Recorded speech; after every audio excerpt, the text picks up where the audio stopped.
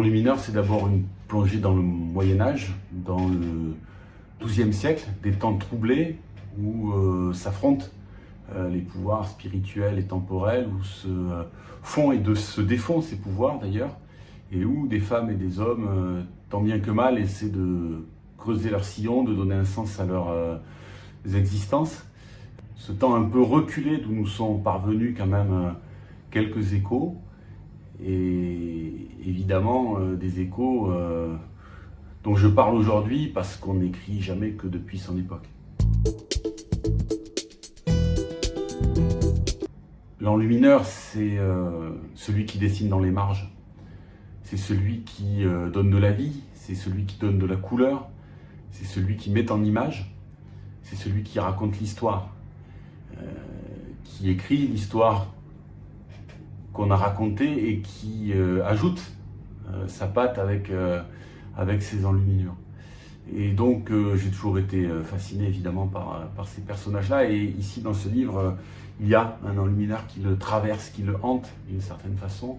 C'est aussi une manière de rendre hommage au livre, à ce qu'il provoque, à ce qu'il transmet, parce que je crois qu'il joue un rôle fondamental dans la construction finalement de ce que nous sommes, de l'humanité.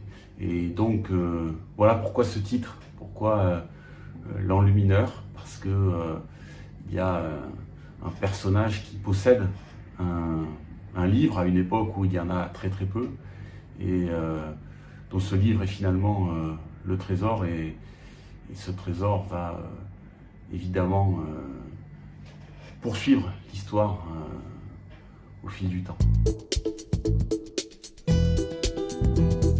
Ce qu'on peut dire, c'est que c'est un peu le roman d'un autre, d'une certaine façon, même si c'est bien moi qui l'ai écrit, c'est bien moi qui ai habité cette histoire, qui lui ai donné forme, qui l'ai peut-être un peu aussi élargie.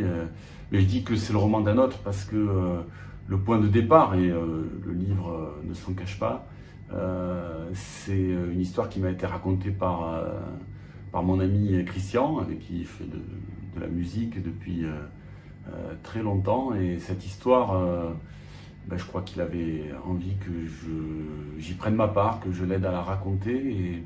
Et donc voilà, je m'y suis plongé, et voilà ce qui en est ressorti. C'est cette histoire-là qui n'est pas tout à fait la sienne, et que je me suis appropriée, mais qui est une manière aussi de raconter une amitié, de raconter les difficultés de l'existence, de raconter la force aussi des rencontres et de l'amour qui peut nous transporter, nous transformer et nous bousculer. Voilà. Et donc, dans ces temps difficiles, dans ces temps de bouleversement, dans ces temps de croisade aussi, eh bien, ces femmes, ces hommes cherchent quelque chose de très précieux, puisqu'on suit au départ une communauté villageoise bousculée par les événements qui nous échappent, des événements en l'occurrence naturels, là aussi, c'est évidemment un écho à des choses qui nous travaillent aujourd'hui.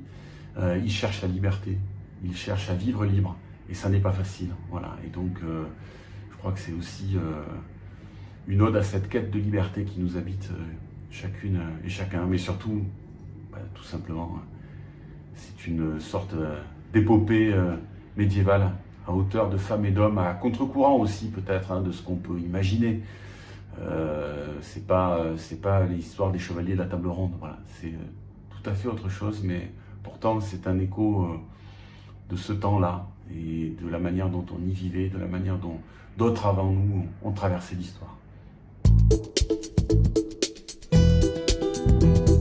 Oui, souvent c'est vrai, mes livres ont une résonance historique. Alors là, on va chercher un peu plus loin que dans les deux précédents, mais je crois à la nécessité de connaître notre histoire, de l'approfondir, quelque part de nous relier. Et l'histoire, elle permet ça, elle permet aussi de comprendre d'où nous venons, de comprendre les trajectoires. Et c'est vrai que je lutte un peu contre ce présentéisme qui est celui de notre époque, celui des réseaux sociaux, celui où l'actualité d'un jour a effacé celle du jour précédent. Et donc où on se trouve dans une sorte de présent permanent, le nez sur la vitre. Et je crois que prendre un peu de recul quelque part, ça aide aussi à voir plus loin.